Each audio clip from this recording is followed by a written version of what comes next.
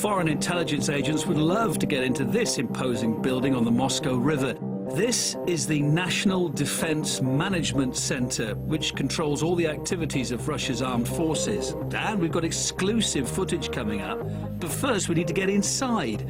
This building's said to have the toughest security in the military. A simple ID won't be enough to get you through the door. A biometric hand reader scans the veins on your palm, and the floor of the gateway is a weighing platform. Anything off limits is certain to be picked up by the nearly 2,000 cameras. The perimeter bristles with sensors that look out for biological, chemical or radioactive contamination. The system tracks all mobile communications in the complex. Personnel must undergo a medical examination before every shift and a stringent physical every 3 months. Almost all the work's highly classified, but here's a lower security area that monitors the Army's day-to-day activities. This all's divided into sectors. These officers supervise military acquisitions. They deal with the medical records of the military personnel.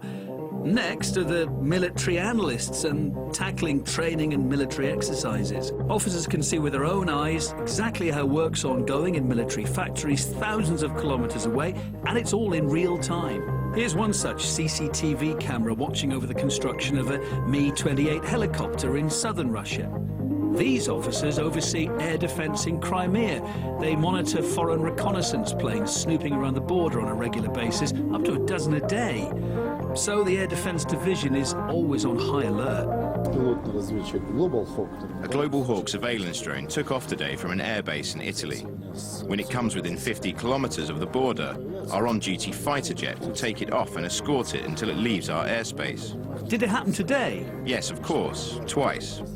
Security comes right down to disposing of documents. They're turned into mush. And nowadays, most work's digital too. Hard copy isn't often used. The Army has its own closed-off internet. It connects every military unit for the fast and safe transfer of classified information.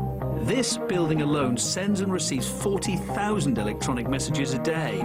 The National Centre doesn't just supervise the Army's current activities, it also predicts the development of future wars with the help of a supercomputer. It uses past conflicts to try to reach conclusions.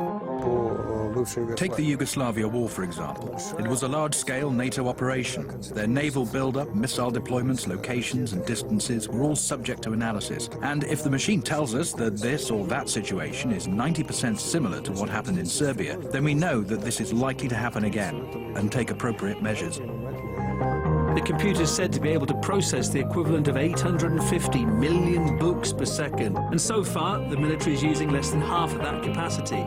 But for the officers, here's a change of shift and another day ahead. This is RT International. British MPs are asking whether the people should be trusted. This ahead of a vote on Brexit. Just a moment, we'll see how the people feel about those comments. We're back in just a sec.